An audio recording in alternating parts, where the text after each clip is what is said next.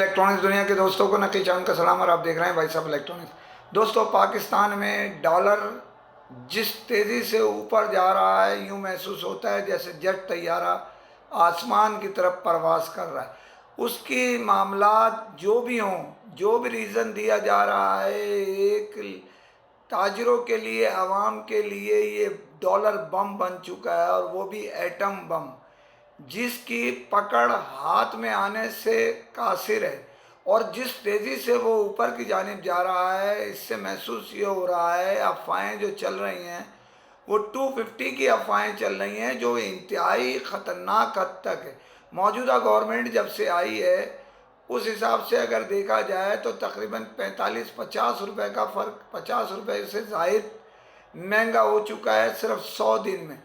इसका मकसद ये हुआ कि अगर मज़ीद 100 दिन ये रहे तो ये 100-150 रुपये महंगा कर देंगे। अब पॉलिसियाँ किसकी क्या है, इससे हट के हम तो ताजिर की हैसियत से ये कहते हैं कि अल्लाह के वास्ते इस मामले को रोकें किसी भी तरकीब से। रीज़न जो दिए जा रहे हैं उससे मुतमईन ना आवाम हो रही है ना ताजिर हो रही है।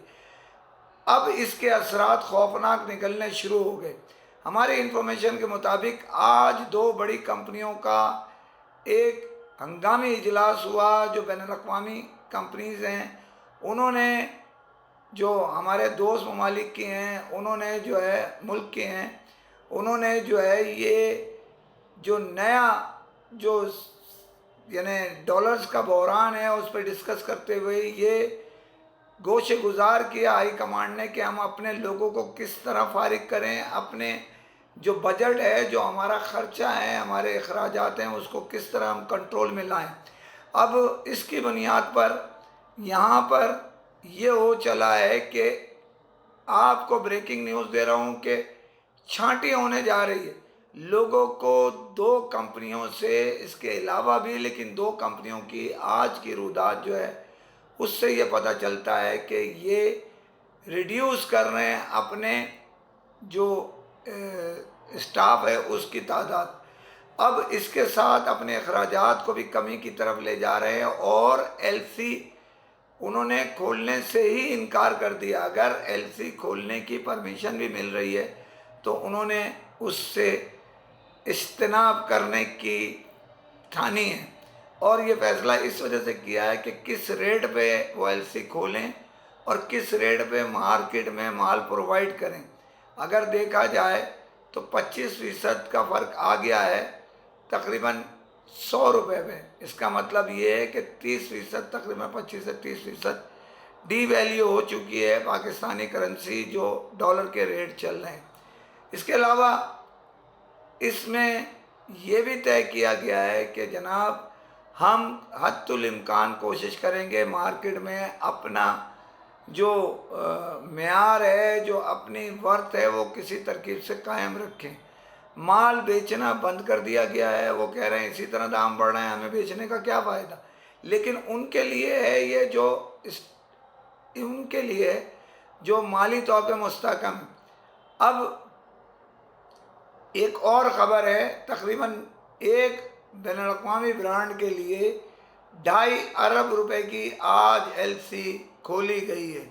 ये इत्तला भी एक मारूफ ब्रांड के हकूक़ रखने वाले इदारे ने, जो असम्बलिंग प्लांट के रखता है, इत्तला के मुताबिक, क्या सही है क्या गलत है, लेकिन एक अच्छी खबर ये है कि उन्होंने तकरीबन 2.5 अरब रुपए जो स्टाफ बेरोज़गार होने जा रहा था उससे रोक लिया, सरमायाकारी करके, पैसा लगा के।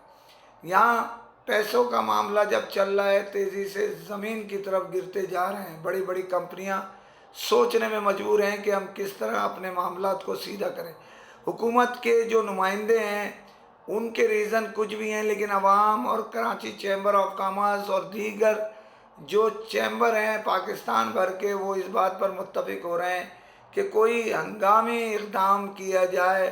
स्टेट बैंक गवर्नर के बग़ैर चल रहा है, उसकी वजह से पैसा डॉलर मार्केट में फ़राहम किया जाए तो वो बहरान पे काबू पाने की तरफ जा सकते हैं।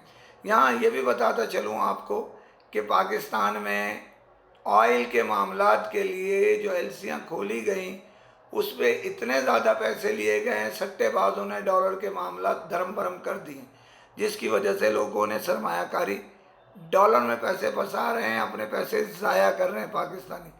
अब मसले का हल ढूंढेंगे, हंगामी इक़दाम होंगे, IMF से पेमेंट आएगी। अब उन्होंने मशरूत कर दिया है कि सऊदी अरब से फंडिंग होगी तो हम आपको फ़ंड देंगे। अगर खुदा न खास्ता सऊदी अरब ने इनकार कर दिया तो इसका मतलब ये है कि IMF भी पेमेंट लोन की नहीं देगा। ये एक ख़तरनाक सूरत हाल है जो तेज़ी से इसको कंट्रोल करना ज़रूरी है। दूसरी खबर पे जाने से पहले फिर अपील करता हूँ, चैनल को सब्सक्राइब किए, लाइक करें और कमेंट ज़रूर करें ताकि आपकी आवाज़ लम्हों में दुनिया भर में पहुँच सके। होने वाले बल्दियाती इलेक्शन का दूसरा मरहला नागज़ीर वजूहात, जिसे हम मौसमियात की पेशन गोइयाँ कह सकते हैं या दीगर वजूहात, उसकी बुनियाद पर अगले महीने की 28 तारीख तक मनसूख हो गया है। यानी ये इलेक्शन जो 24 तारीख को होने वाले थे, अब अगली महीने की 28 अगस्त को मुनक्किद किए जाएंगे। उसकी बुनियादी वजह यह है कि कुछ महकमा मौसमियात की पेशन गोइयाँ हैं, कुछ लोगों के मुतालबे के जनाब, ये अगर खुदा ना करे बारिश हो जाए, तूफ़ान आ जाए तो किस तरह पोलिंग स्टाफ या पोलिंग एजेंट या वोटर्स किस तरह निकल सकेंगे। इसकी बुनियाद पे इलेक्शन कमीशन ने जो है इसको 1 महीने की तकरीबन तौसी दे दी, 1 महीने से ज़्यादा। इसी तरह NA 45 में जो इलेक्शन 245 में होने वाले थे वो भी अगले महीने तक मुलतवी कर दिए गए। ये कराची और हैदराबाद डिवीज़न के ये दूसरा मरहला था जो कराची हैदराबाद डिवीज़न के लिए बल्दियाती इलेक्शन का इनेकाद किया जा रहा था। इसमें तकरीबन इलेक्शन कमीशन की तरफ से कार्रवाई मुकम्मल कर ली गई और हैरत अंगेज़ तौर पर 72 घंटे पहले तकरीबन ये इलेक्शन मुलतवी हो गया है। अब इसके लिए जमात इस्लामी, तहरीक लब्बैक और जो दूसरे जमात इस्लामी के साथ PTI है, PTI और जमात इस्लामी सबसे बड़े इवेंट है। लब्बैक भी अब एतराज़ कर रही है, शायद इत्तला के मुताबिक वो भी एहतजाज करने का प्रोग्राम बना रही है। जमात इस्लामी ने आज छोटे इजलास मुनक्किद किए, PTI ने भी इस किस्म के एहतजाज की कॉल देने की कोशिश की है कि भाई ये इलेक्शन जो मुलतवी किए जाएँ, इस पर एहतजाज किया जाए। लेकिन कल जमात इस्लामी इलेक्शन कमीशन के दफ्तर के सामने मुजाहरा करेगी और देखें कहाँ तक जाती हैं, रेड जोन में जाती हैं, नहीं जाती, वो तो कल आपको इत्तला मिल जाएगी। अब देखना ये है कि ये इलेक्शन क्या, जिसमें कई आपको मैं पहले ही बता चुका हूँ कि मुत्तहदा कौमी मूवमेंट और दीगर ने मिल के सिंध हाई कोर्ट में एक पिटीशन फाइल की थी, उसकी मुख्तलिफ रीज़न दे के, जिसको हाई कोर्ट ने मुस्तरद कर दिया और इलेक्शन कराने का ऐलान किया, जिसके बाद पहले मरहले में इलेक्शन का इनेकाद सिंध के अंदरूनी शहर के हिसाब से एक पहले मरहले में इनेकाद कर दिया गया। उसके बाद कराची और हैदराबाद डिवीज़न 2 बचे थे जिसमें अब इलेक्शन कराया जा रहा था, जिस पे इलेक्शन कमीशन ने आगे की तरफ बढ़ाने का ऐलान कर दिया।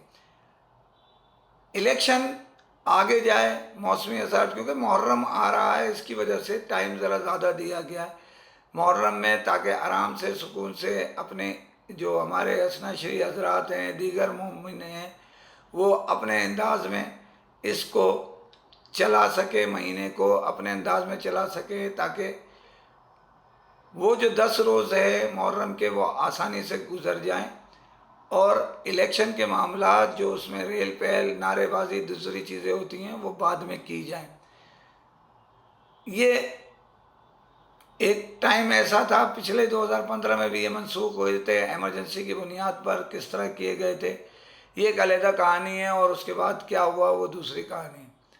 अब यहाँ पर इलेक्शन जो कराते हैं इसमें मुख्तलिफ हर बड़ी जमात, जिसमें जमात इस्लामी भी है, PTI भी है, जिसमें और दीगर पीपल्स पार्टी भी है। जो पीपल्स पार्टी का तो दावा ये है कि मेयर हमारा आएगा।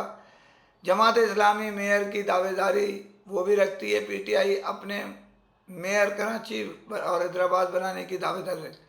अभी तो आने वाला वक्त बताएगा कि किसका आता है, लेकिन बज़ाहिर इसमें सूरत हाल बेहतर होती नज़र नहीं आ रही। अब इलेक्शन क्या 28 अगस्त को उसका इनेकाद होगा, अगर नहीं होगा तो कितने दिन आगे की तरफ जाएगा, ये इंतज़ार बाकी है। इसी के साथ इजाज़त चाहता हूँ। फ़ी अमान अल्लाह।